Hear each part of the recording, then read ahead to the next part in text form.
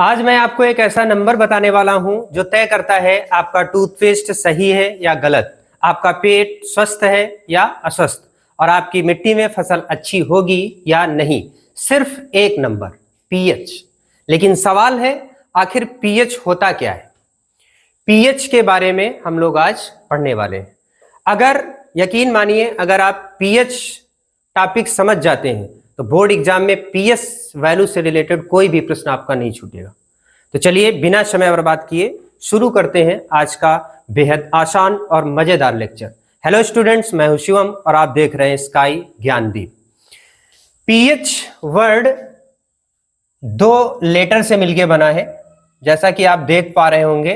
पहला लेटर है पी और दूसरा लेटर है एच। पी लेटर जो पी है ये जर्मन भाषा के पोटेंज वर्ड से लिया गया है। कहां से लिया गया है? पोटेंज, या पुसांस भी बोलते हैं इसको, पुसांस, जिसका अर्थ होता है पावर। क्या अर्थ होता है? पावर। और एच रिप्रेजेंट करता है हाइड्रोजन। क्लियर है ना? पी लेटर कहां से लिया गया है? जर्मन भाषा पोटेंज या पुसांस से, जिसका अर्थ होता है पावर, और एच फॉर हाइड्रोजन। तो क्या निकल के आ रहा है? इसका अर्थ पावर ऑफ हाइड्रोजन, है ना? अगर हम एक वन लाइन में इसको डिस्क्राइब करें तो क्या निकल के आता है? Power of hydrogen is known as pH. अब इसको और अच्छे से समझ लेते हैं।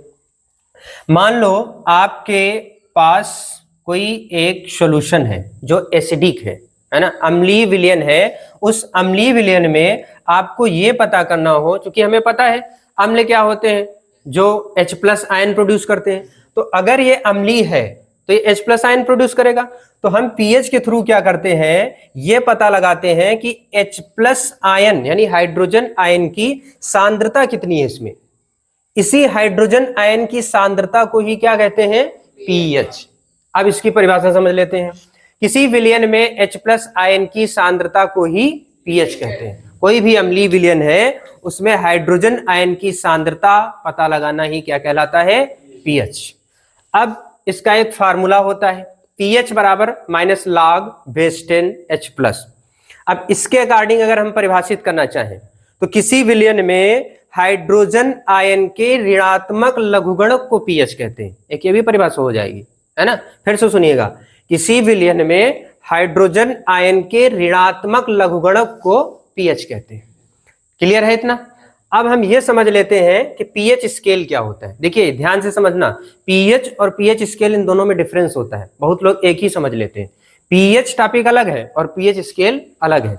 अभी हमने पीएच जाना क्या होता है, किसी विलयन में उपस्थित हाइड्रोजन आयन की सांद्रता को ही पीएच कहते हैं। अब पीएच स्केल क्या है? एक साइंटिस्ट थे जिनका नाम था सोरेनसन, है ना? याद रहेगा, सोरेनसन।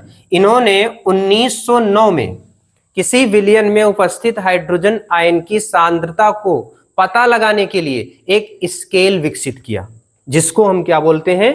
PH scale. क्लियर है? तो पीएच और पीएच स्केल में क्या डिफरेंस है पता चला। सोरेनसन ने 1909 में विलयन में उपस्थित हाइड्रोजन आयन की सांद्रता का पता लगाने के लिए एक स्केल विकसित किया, जिसे हम क्या कहते हैं? पीएच स्केल कहते हैं। अब ये स्केल होती क्या है? ये स्केल तुम्हारे सामने बनी है। स्केल में 0 से 14 तक नंबरिंग होती है, मार्किंग होती है, और बीच में 7 होता है। अब ध्यान से समझना, अगर किसी सॉल्यूशन का पीएच मान 7 से कम आता है, 7 से कम का मतलब 6 है, 5 है, 4 है, 3 है, 2 है ना, 7 से कम आता है तो वो सॉल्यूशन का स्वभाव कैसा होगा? अम्लीय। अगर पीएच 7 से ज्यादा आता है, 8 आ जाता है, 9 आ जाता है, 11 आ जाता है ना, तो उसका स्वभाव कैसा होगा? क्षारीय। और अगर पीएच एग्जैक्ट 7 आता है तो उसका स्वभाव कैसा होगा? उदासीन। किसी एक उदासीन स्वभाव वाले पदार्थ का नाम बताओ। जल, है ना? जैसे कि जो वर्षा का जल होता है ना, उसका पीएच मान कितना होता है? 7, क्योंकि वो शुद्ध जल। कई बार बोर्ड एग्जाम में क्वेश्चन पूछा गया है कि शुद्ध जल का पीएच मान कितना होता है? शुद्ध जल का पीएच कितना होता है? 7, क्योंकि शुद्ध जल न्यूट्रल होता है। तो जिसका भी पीएच मान 7 होगा वो क्या होगा? न्यूट्रल होगा, है ना? उदासीन होगा। तो यहां से ये बात क्लियर हुई। अगर 7 से कम तो अम्लीय, पीएच मान 7 से कम तो अम्लीय, और 7 से ज्यादा तो क्षारीय, और 7 पर तो न्यूट्रल या उदासीन। अब इसको एक चीज और यहाँ पे समझ लेते हैं, जैसे जैसे पीएच का मान घटता जाएगा वैसे वैसे पदार्थ का या विलयन का स्वभाव और ज्यादा एसिडिक होता जाएगा, और ज्यादा अम्लीय होता जाएगा। अब ये मानो अगर किसी सॉल्यूशन का पीएच 2 है तो वो बहुत ज्यादा एसिडिक होगा, 1 आ जाए बहुत ज्यादा एसिडिक होगा, है ना। इसी प्रकार इधर जैसे ही बढ़ते जाओगे उतने ज्यादा वो क्षारीय होता जाएगा। इतनी बात क्लियर है। अब हम समझ लेते हैं इसके बाद एक और टॉपिक जिसका नाम रहेगा दैनिक जीवन में पीएच का महत्व। अब हम ये समझ लेते हैं कि दैनिक जीवन में पीएच का महत्व क्या होता है, हमारे डेली लाइफ में पीएच क्यों जरूरी है। जैसा कि अभी हमने बात किया था स्टार्टिंग में कि पीएच ही डिसाइड करता है कि आपका टूथपेस्ट सही है या नहीं, है ना।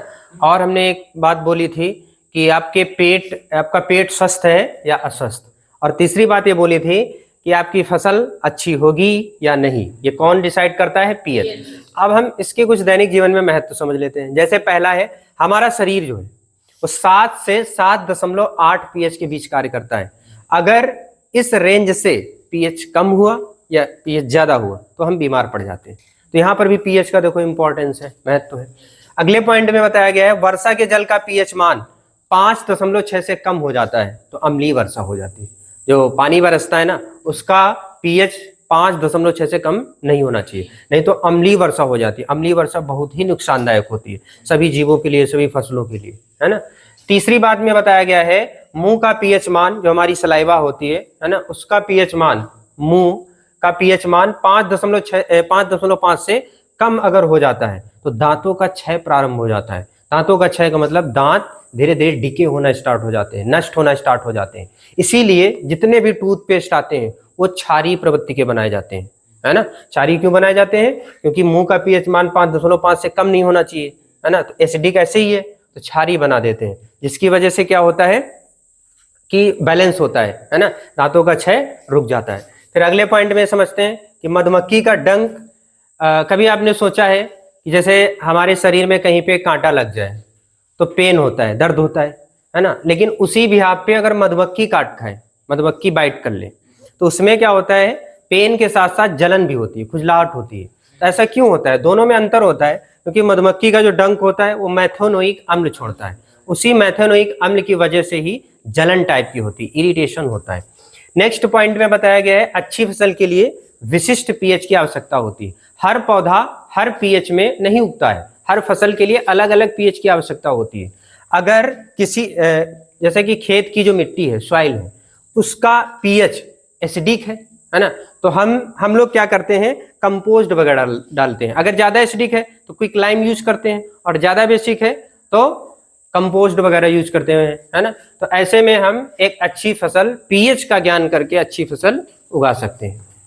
तो आज के वीडियो में हम लोगों ने ये जाना कि पीएच क्या होता है, पीएच स्केल क्या होती है, और दैनिक जीवन में पीएच का महत्व क्या है।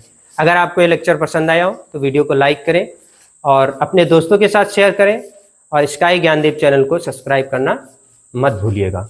मिलते हैं नेक्स्ट वीडियो में, धन्यवाद।